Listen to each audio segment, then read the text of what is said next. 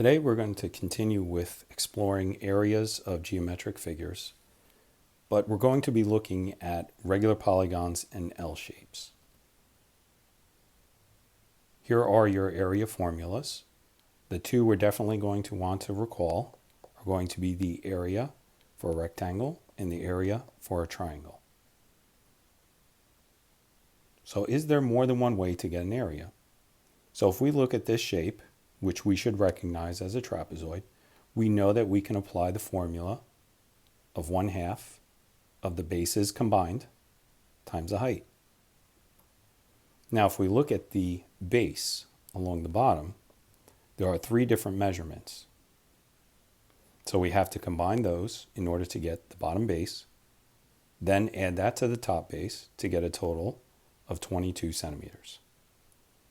Again, applying the formula, we end up with an area for this trapezoid of 66 centimeters squared.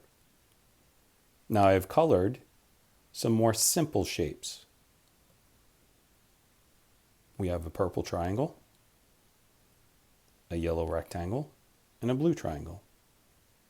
So we can break down that trapezoid into 3 more simple shapes, then find the area for each of those shapes, add those up, and we should get the same area.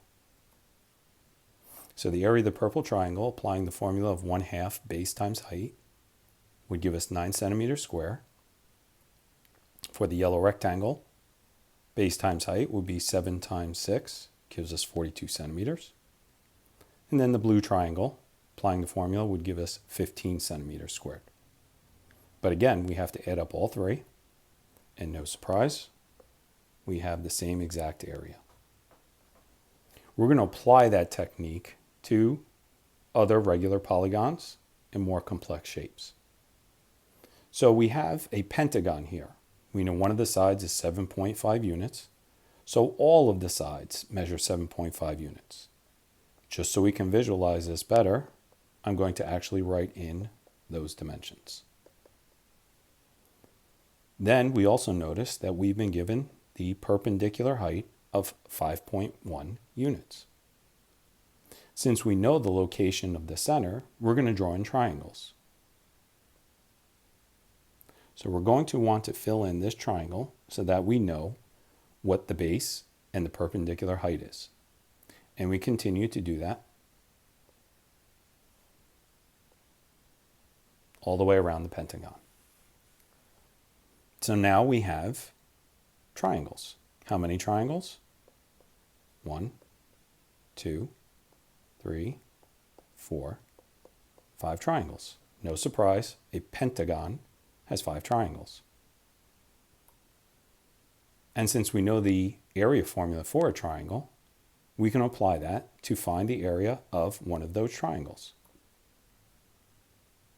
The area for a triangle, we're going to use number 1, since we can see what the perpendicular height is. It's 1/2 times the base of 7.5, height of 5.1, and we get 19.125. But again, we don't have just one triangle, we have 5 triangles. So to find the total area of the pentagon, we simply multiply by 5. 5 times the individual triangle area of 19.125 gives us 95.625 units squared. And we're going to apply that now to another regular polygon, octagon. Again, the side measures 12 units. So for visual purposes, we're going to write that all the way around. Do we have to do this every time? No, but I'm doing this so that we can see this while we're learning. Again, we have been given a perpendicular height of 14.5 units. We're going to use that and fill in so that we have all triangles. Again, we're going to count how many we have, starting 1, 2, 3, 4, 5, 6, 7, and again, no surprise, an octagon has 8 individual triangles in there. Again, applying the formula for triangle.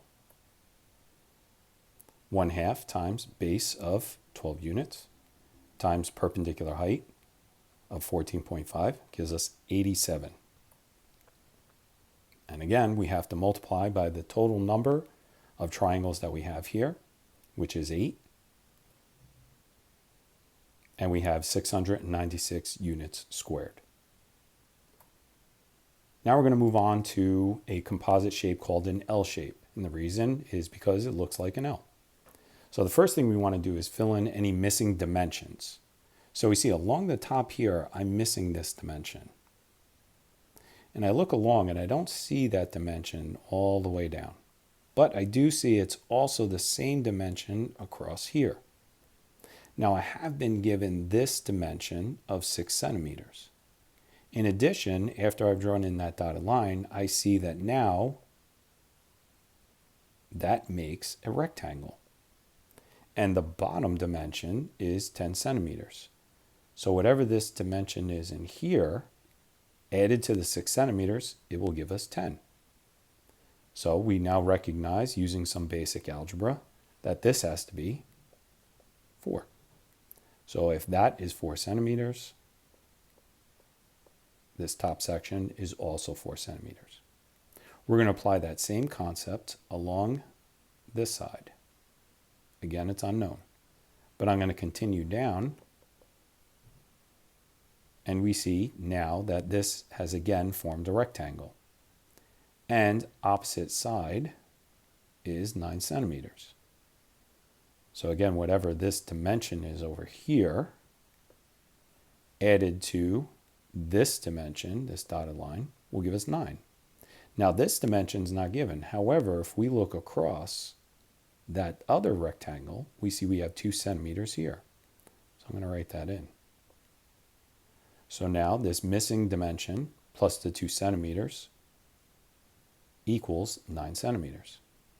So now again, basic algebra tells me this has to be 7 centimeters. So now that I filled in all the missing dimensions, we can cut this into simple shapes. Again, we've already recognized that we have some rectangles. So now it's time to choose which way we're going to cut it. I'm actually going to cut it vertically.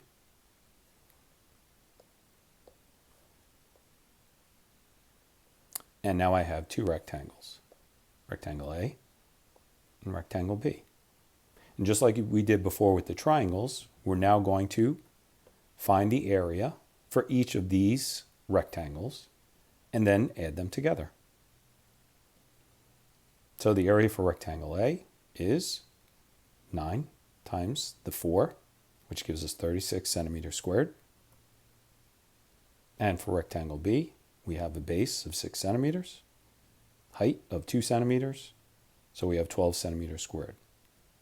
Now don't forget, we have to add these together to get the total area, which in this case is 48 centimeters squared. Another example, another L shape. Again, we need to fill in the missing dimensions. As we work our way around, we see that we are missing a dimension here. That dimension is the same as this one here. So I don't know what that is yet, but I've noticed that straight across, forming this larger rectangle, is 16 inches. So again, going back to our unknown side, we have 8 inches above it. Underneath it, those two added together gives me 16 inches. So I now know that this is 8 inches, and therefore this outside perimeter piece is also 8 inches. On to the bottom. We don't know what this entire length is along the bottom. Okay, but I also know that this will add up to that bottom length. Looking across, again, I see this 16 inches. Now they're put right next to each other. Take a look. I have 16 inches, and then I have the 8 inches. Those two added together gives me my bottom edge. 16 plus the 8 gives me 24 inches. So again, it's time to decide which way we're going to cut it. Again, I want to cut it vertically. And we get something interesting. We now have two squares. We have a 16 by 16 square, and we have an 8 by 8 square. Square is still a rectangle. We can still apply the formula for an area. So the area of rectangle A is 16 times 16, which gives us 256 inches squared. And rectangle B, 8 by 8, which gives us 64 inches squared. And don't forget to add up those areas. 256 plus 64 gives us 320 inches squared. So now that you've learned how to calculate the area of composite figures, it's time to go practice.